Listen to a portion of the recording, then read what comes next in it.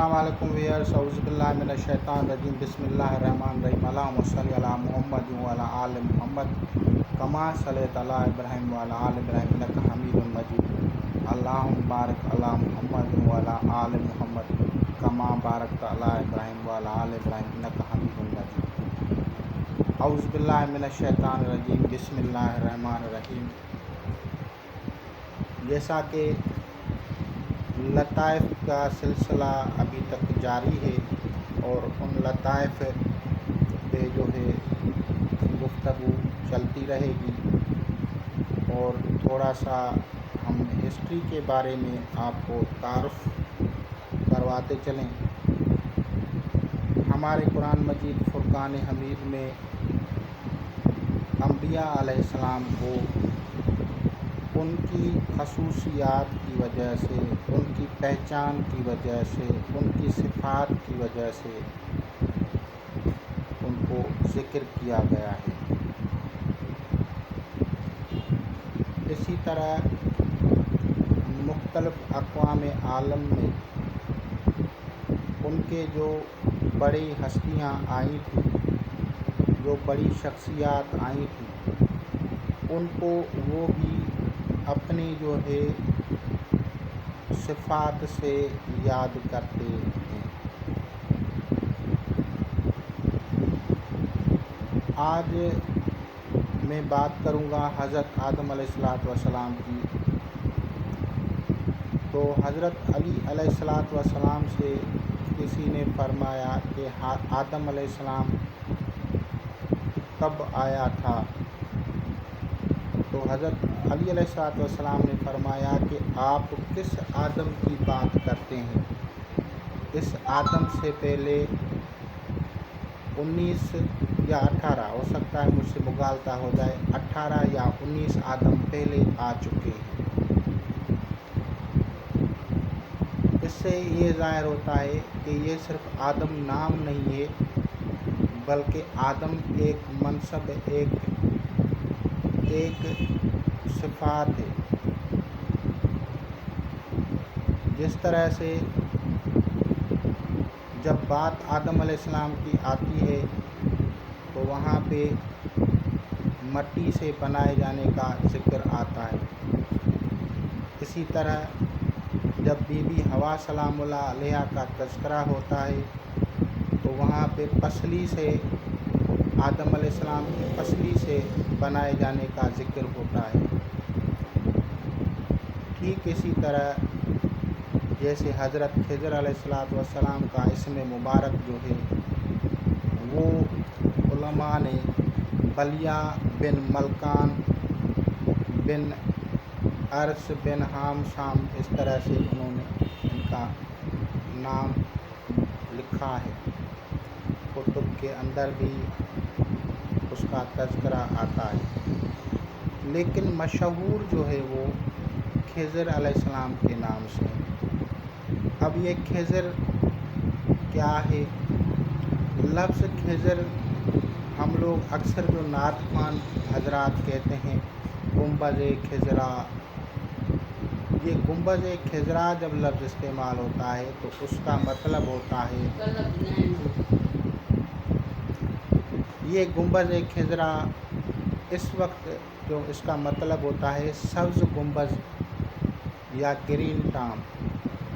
اسی طرح اگر ہم کسی کو کہتے ہیں کہ آپ کو حیات خضری عطا فرمائے اللہ تعالیٰ، تو یعنی یہاں اس کا مطلب ہوتا ہے لمبی عمر عطا ہونا۔ اگر ورڈ کی ایک ورڈ ہے، ایک لفظ ہے، اس کی جو میننگ ہے وہ ہے پھر سبز۔ جہاں پہ آپ کا آنا ہوتا ہے، جہاں آپ آتے ہیں، جہاں آپ کی آمد ہوتی ہے، چاہے وہ صحرا ہو تو نخلستان بن جاتا ہے۔ تو اسی طرح سے مختلف جو ہے نام ہے۔ میں نے کہا تھا کہ برِ صغیر میں جو ہے سب کانٹیننٹ میں جو انبیاء علیہ السلام آئے ان کا تذکرہ ان مقدس ہستیوں نے نبی پاک صلی اللہ تعالیٰ علیہ وآلہ وسلم کی تعریف فرمائی ہے اپنی کتب کے اندر، جو ہندوازم کی بکس ہیں ان کے اندر ہندوازم کی بکس جو ہیں وہ جو بڑی قدیم ان کی کتب ہیں، یجروید یا دوسرے جو نام لیتا ہے ڈاکٹر ذاکر نائک صاحب، وہ کتب دریائے سندھ کے کنارے پہ لکھی گئی ہیں۔ دریائے سندھ یا وادی سندھ یا انڈس ویلی یہ کہاں سے شروع ہوتی ہے؟ یہ جہاں سے مانسور جھیل بہتی ہے جس سے یہ نکلتی ہے، وہاں سے لے کے سمندر میں جہاں پہ اس کا شور ہوتا ہے، جہاں پہ وہ اس کا اینڈ ہوتا ہے، یہ سارا علاقہ وادی سندھ کہلائے گا۔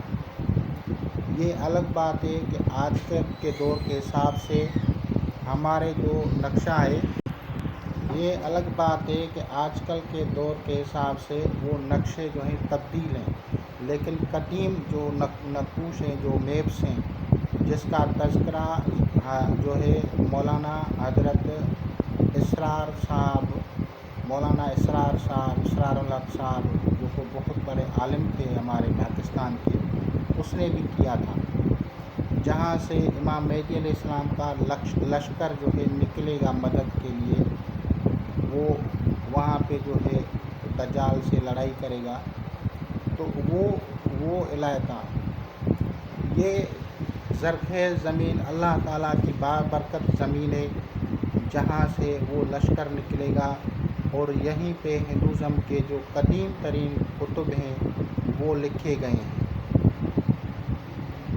اور انہی کتب میں اگر آپ دیکھیں گے کبھی بھی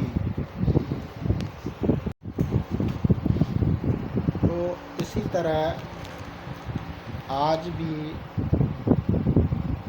جو ہندی زبان میں آدمی کو کہا جاتا تھا، قدیم زبان میں منش کہا جاتا تھا، منش، یہ منو یا شین جو ہے یہ والا کی جگہ پہ آتا ہے، یعنی منوش والا، منو والا۔ اور جو دوسرا ٹرم تھا، پہلا آدم علیہ السلام کا دور تھا، اس کے بعد یہ دنیا جب ڈوب گئی، حضرت نوح علیہ السلام کا دور آیا، تو اس کے بعد اس کا جو دور تھا، اس کی جو آمد ہوئی، تو اس کی بھی برِ صغیر میں آمد ہوئی، اور ان کی اولادیں بھی یہاں پہ ہیں، ان کی مزارات ہیں، ان کے جو اللہ تبارک و تعالیٰ کے گھر بنائے گئے تھے، ان کے بیٹوں نے، یافس نے، وہ آج بھی بلوچستان میں موجود ہے۔ یہ الگ بات ہے کہ پھر لوگوں نے مورتی پوجا شروع کی، اور ان عبادت کی جگہوں پہ انہوں نے مورتیاں رکھ دی تھیں، جیسا کہ کعبۃ اللہ شریف میں حضرت آدم علیہ السلام کے بعد اور حضرت نوح علیہ السلام کے بعد، پھر حضرت ابراہیم علیہ السلام کے بعد جو دور آیا تو کعبہ میں مورتیاں رکھی گئیں، یہاں تک کہ فتح مکہ کا وقت آیا، اور حضور اکرم صلی اللہ تعالیٰ علیہ وآلہ وسلم نے ان کو بتوں سے خالی کیا اور صاف کیا۔ کیونکہ بات نکلی ہے کعبۃ اللہ شریف کی، تو میں اس کا بھی تذکرہ کر دوں۔ تو عرب کنٹریز میں جو بڑے ان کے بت تھے جن کو وہ مانتے تھے، لات اور منات ان کو کہتے تھے، تو فتح مکہ کے بعد جب ان کو توڑا گیا تو ان کے پیسز جو تھے، ان کے پتھروں کے، وہ عربوں نے ہندوستانیوں کو دیے تھے، اور ہندوستانیوں نے اس کو سونے کے بت بنا کے اور جواہرات کا جڑاؤ کر کے اس میں اس کو رکھا تھا، اور ساتھ میں اس کے آگے سے ایک لفظ ملایا تھا، سو منات، یعنی بڑا منات۔ یہ 100 لفظ جو ہے اس کا مطلب بڑا ہوتا ہے، جیسے بھاگ ہوتا ہے تو 100 بھاگ، یعنی بڑا بڑا بھاگ، بڑا لکی، بڑا بختاور ہے۔ اس طرح سے یہ کسی چیز کو زیادہ معتبر بنانے کے لیے 100 آگے سے لگا لیتے ہیں۔ یہ سنسکرت میں اس طرح سے ہوتا ہے۔ تو پھر ایک وقت آیا جب حضرت محمود غزنوی رحمۃ اللہ علیہ بادشاہی پہ بیٹھے تھے، تو حضرت محمد مصطفیٰ صلی اللہ تعالیٰ علیہ وآلہ وسلم نے اس کو زیارت کروائی اور اس کو حکم دیا کہ اس بت خانے کو ختم کرو۔ محمود غزنوی حضرت ابوالحسن خرقانی رحمۃ اللہ علیہ کے مرید تھے۔ آپ اس کے پاس گئے اور دعا لی۔ دعا کے بعد اس میں روحانی تائید شامل ہوئی اور آپ کا سومناتھ کا مورکہ ہوا، جس میں آپ نے فتح حاصل کی۔ وہاں سے جو خزانہ، جو نوادرات ملے تھے، ان کو انہوں نے مکہ مکرمہ میں کو تحفہ دیا، اور کچھ جو ہے اپنے علاقے، کیونکہ آپ تاجک تھے، تو تاجکستان اور ازبکستان کے لوگوں کو اس کے خزانوں میں جمع کروایا۔ اس کی یاد میں آج بھی اگر آپ سومناتھ کے خزانے کا جو نام ہے، ان کی کرنسی کا نام ازبکستان اور قزاقستان کی کرنسی کا نام، آج بھی آپ کو 100، ایک ملک کا 100 ہے اور دوسرے کا ملک کی کرنسی کا نام منات ہے۔ یہ تاریخی نام اسی وجہ سے چل رہا ہے۔ محمود غزنوی کو بہت ساری آفرز دی گئی تھی کہ آپ نہیں لڑیں، لیکن انہوں نے کہا کہ میں بت شکن ہوں، اور انہوں نے وہ جو ہے نبی پاک صلی اللہ تعالیٰ علیہ وآلہ وسلم کے حکم پہ وہ کام سر انجام دیا تھا۔ جب وقت گزرتا گیا، وہ جو پتھر تھے وہ افغانستان لے گئے تھے، لیکن جب یہ گزشتہ صدی میں وہاں سے انڈین گورنمنٹ نے وہ پتھر جو منات کے ٹکڑے تھے وہ لے کے آئے اور پھر اپنے لیے حاصل کیے، اور پھر ان کو اپنی پوجا کے لیے ان کو لے کے آئے۔ تو بات ہو رہی تھی منو کی۔ منو کے ماننے والے جو تھے ان کو برِ صغیر میں مانو جاتی کہا جاتا ہے۔ منو کے نسل والے مانو جاتی، اور جب بھی وہ بات کرتے ہیں آپ کبھی بھی موویز میں دیکھیں تو وہاں مانو جاتی کا آپ کو نام ملے گا۔ یہ مانو لفظ جو ہے مانو، یہ مانو لفظ سندھی لینگویج میں مان ہوں بن گیا ہے۔ یہ جو نون ہے یہ نون کی جگہ ہے، یعنی یہ مان ہو ہے۔ اس مان ہو کو اگر آپ الٹا کر کے لکھیں گے تو ہیومن بن جائے گا، کیونکہ آج کی انگریزی زبان میں انسان ذات کے لیے ہیومن استعمال ہوتا ہے۔ آج بھی انگلش لینگویج میں مین بولا جاتا ہے، ایڈمی، ایڈمل یہ نام استعمال نہیں کرتے، کیونکہ یہ دوسرے دور کے جو بڑے پیغمبر تھے ان کی نسل سے آگے چلے ہیں۔ پہلا دور کا جو نسل تھا تو وہ اور تھا۔ اسی طرح سے مختلف زبانوں میں مختلف الفاظ شامل ہو گئے، جس کی وجہ سے عام آدمی کم سمجھتے ہیں۔ جیسے بشر لفظ جو ہے یہ عربی میں ہے. بشر انسان کے لیے ویسے نہیں ہے. بشر جو لفظ ہے اس کی اصل معنی ہے خوشی، اور بشیر جو ہے اس کی ٹرانسلیٹ ہے خوشخبری دینے والا. بشر جو ہے خوشی کو کہا جاتا ہے. عرب کا صحرا تھا، اگر کوئی کسی کو آدمی نظر آ جاتا تھا تو وہ بڑے خوش ہوتے تھے اور اس کو باعث خوشی سمجھتے تھے، تو اسی لیے انہوں نے بشر کہا. اور جو خوشخبری دیتا تھا اس کو بشیر کہتے ہیں. تو یہ الفاظ کے حساب سے ہے.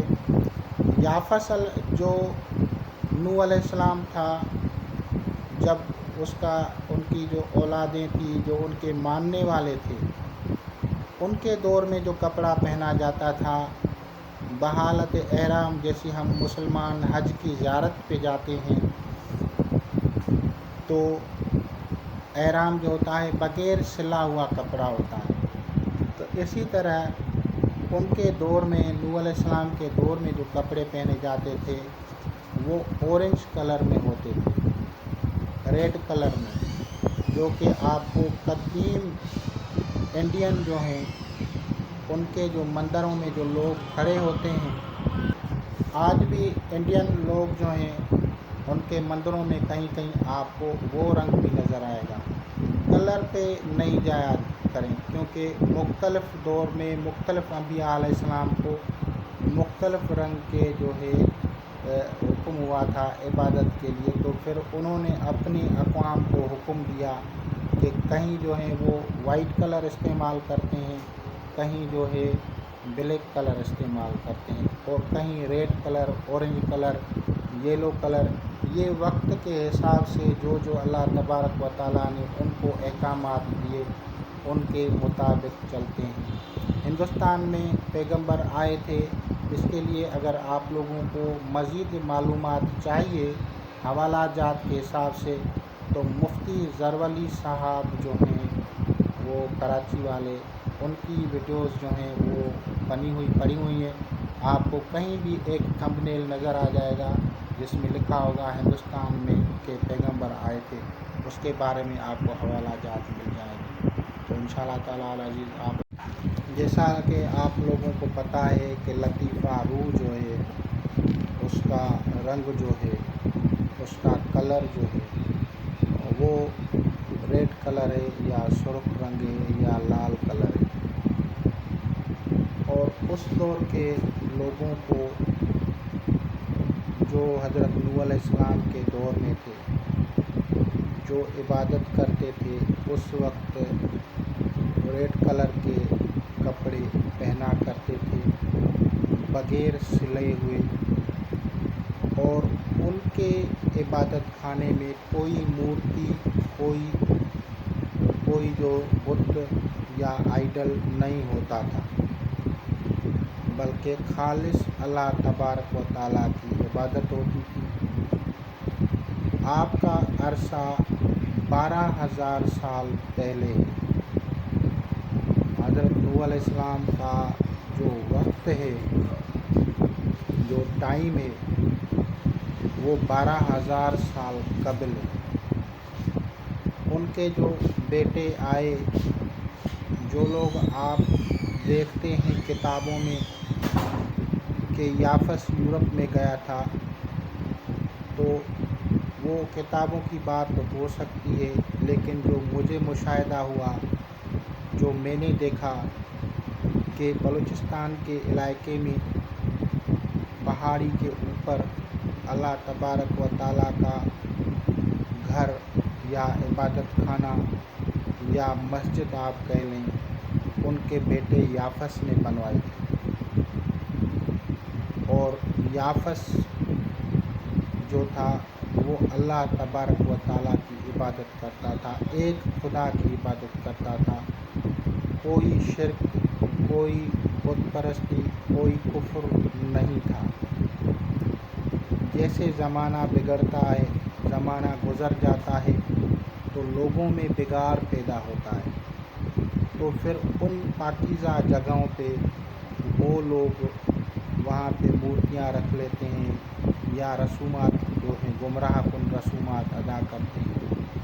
ایسے ہی جیسے آج کل ہم مسلمان ہیں تو ہمارے لوگ بھی خوش جو ہیں اپنے اپنے طریقے سے کرتے ہیں، تو ہر ایک کا اپنا ایک خیال ہے، اپنا ایک طریقہ ہے، لیکن جو جیسا کہ میں نے پہلے بھی بتایا تھا کہ تصویر بنانا جاندار چیز کی شرع اسلام میں حرام ہے۔ تو یہ کون سی اگر فقہ کا نام لیں تو کون سی فقہ ہے جس میں منع نہیں ہے؟ اہل تشیع میں منع ہے، اہل سنی میں منع ہے، دیوبند میں منع ہے، سب طریقوں میں منع ہے، لیکن پھر بھی لوگ بناتے ہیں۔ تو یہ ان کی اپنی غلطی ہے، کوئی کسی مذہب کوئی طریقے کی بات نہیں ہے، یہ لوگوں نے خود انوینٹ کر لیا ہے۔ اس کا جو منع کی گئی ہے اس کا ایک بہت بڑا فائدہ ہے۔ جو تصویر منع ہے اسلام میں اس کا بھی ایک بہت بڑا فائدہ ہے۔ اس سے موضوع پہ میں الگ سے بات کروں گا کہ اس کا کتنا بڑا فائدہ ہے، پھر آپ کہیں گے واقعی سلیم بھائی آپ نے صحیح بات کی۔ اب آتے ہیں کہ اس کے بعد جو ہے جو قدیم ترین اللہ تبارک و تعالیٰ کی عبادت کا گھر ہے، جو اس کا گھر ہے، وہ عبادت خانہ جو ہے وہ مکہ مکرمہ ہے، جہاں پہ آج ہم حج کرنے جاتے ہیں، وہی کعبۃ اللہ ہے۔ اس کے بعد جو دوسرا قدیم ترین عبادت کا خانہ بنایا گیا تھا نوح علیہ السلام کے بیٹے نے یافس نے، وہ بلوچستان میں ہے۔ اور اس کے بعد جو تیسرا قدیم ترین عبادت خانہ بنایا گیا تھا وہ ہندوستان کے شہر کوئی ان کا علاقہ ہے گوکل، وہاں ہے۔ یہ میں اپنے مشاہدے کی بات کر رہا ہوں، کسی کتاب کی بات نہیں ہے۔ تو وہاں لوگوں کی وہاں پہ عبادتیں قبول ہوتی ہیں، وہاں پہ دعائیں قبول ہوتی ہیں۔ تو جب میں نے سوال کیا کہ وہاں پہ لوگوں کی دعائیں قبول کیوں ہوتی ہیں، تو مجھے ایک غیبی آواز آئی کہ یہاں پہ ان لوگوں نے 12 انبیاء علیہ السلام کو تالاب میں شہید کر کے پھینک دیا تھا۔ تو جہاں انبیاء علیہ السلام کو دفن کیا جاتا ہے یا ان کا جسم اطہر کا کوئی حصہ ہوتا ہے، وہیں پہ نور رحمت برستا رہتا ہے، اس کی وجہ سے دعائیں قبول ہوتی ہیں۔ آپ اس خیال میں نہ رہیں کہ کہیں لوگوں کے جو ہیں غیر مسلموں کے مندروں میں دعائیں قبول کیوں ہوتی ہیں، ہو سکتا ہے کچھ ایسی جگہ ہوں جہاں پہ وہاں پہ انبیاء علیہ السلام کے مدفن ہوں،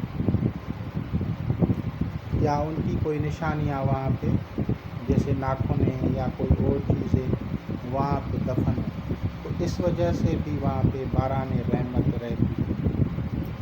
تو اسی طرح سے دنیا میں میرا ایک سوال تھا، میں نے اپنے مشاہدے میں پوچھا تھا کہ وہ کون سی جگہیں ہیں جہاں پہ دعائیں قبول ہوتی ہیں، تو مجھے بہت پہلے کی بات ہے، یہ آج کی بات نہیں ہے، ایسے سمجھو کہ 15 سال پہلے کی بات ہے۔ تو مجھے دکھایا گیا کعبۃ اللہ شریف، بیت المقدس اور مسجد قبلتین، جس مسجد میں 2 قبلوں کا حکم ہوا تھا، اور مسجد حضرت علی علیہ السلام اور مسجد دمشق میں، شام کا شہر دمشق ہے، وہاں پہ ایک مسجد ہے، وہاں پہ لوگوں کی دعائیں قبول ہوتی ہیں۔ یہ ایسی جگہیں ہیں جہاں پہ دعائیں قبول ہوتی ہیں۔ کیا ہندوستان کی بڑی شخصیتوں نے نبی پاک صلی اللہ تعالیٰ علیہ وآلہ وسلم کے کے شان بیان فرمائی ہے، تو اس کے بھی بہت سارے حوالہ جات ہیں۔ ایک تو ان کے ہندو پنڈت نے کتاب لکھی تھی کالکی اوتار۔ اگر آپ کالکی اوتار کتاب پڑھ لیں گے تو آپ کو بہت سمجھ میں آ جائے گی بات۔ اس کا آج کل اردو میں ترجمہ آتا ہے، پلے اسٹور سے آج اس کو دیکھ لیں۔ دوسری بات یہ کہ ایک عالم کی کلپ تھی، وہ اشرفیہ سلسلے سے تھا، ہندوستان کا عالم تھا اشرفیہ سلسلہ۔ اس کی ایک کلپ پہ آپ اس کو کبھی بھی دیکھیں تو اس نے بتایا تھا کہ 2200 سال پہلے قدیم، یعنی ہندوستان میں دو جو مندر ہیں ان کے قدیم ہیں، برما کے مندر کہلاتے ہیں، ایک اجمیر شریف میں ہے، ایک کوئی ہمالیہ کی طرف ہے۔ اس 2200 سال جو قدیم مندر ہے وہاں پہ نبی کریم صلی اللہ تعالیٰ علیہ وآلہ وسلم کی پوری جو ہسٹری ہے اور تصاویر تک انہوں نے وہاں پہ بنا دی ہے۔ وہاں پہ وہ ڈفرینس بتا رہا ہے کہ ہندوستان کے جو اوتار یا جو لوگ آئے تھے ان کو تاج ہوتے تھے، جبکہ نبی پاک صلی اللہ تعالیٰ علیہ وآلہ وسلم کو جو تھا وہ دستار مبارک یا امامہ شریف ہوتا ہے۔ اس کے علاوہ سواری میں اونٹنی تھی، اونٹنی کا نام حضرت کی اولاد، حضرت کے جو ساتھی حضرت عمر فاروق، حضرت ابوبکر صدیق، حضرت عثمان غنی، حضرت علی علیہ السلام، ان سب کے نام وہاں پہ درج ہیں۔ تمام جتنی بھی بزرگ ہستیاں جو نبی پاک صلی اللہ تعالیٰ علیہ وآلہ وسلم کی نشانیاں ہیں سب اس میں لکھی ہوئی ہیں۔ آپ اس کلپ کو بھی دیکھیں گے تو آپ لوگوں کو پتہ چل جائے گا۔ اس کا سلسلہ اشرفیہ تھا اور وہ پیلے کلر کے کپڑے، ان کا میرے خیال میں پیر کا جو سلسلہ ہے وہ تھوڑا سا پیلا کلر اس میں سے ہوتا ہے۔ آپ اس کو دیکھیں گے تو آپ کو پتہ چل جائے گا۔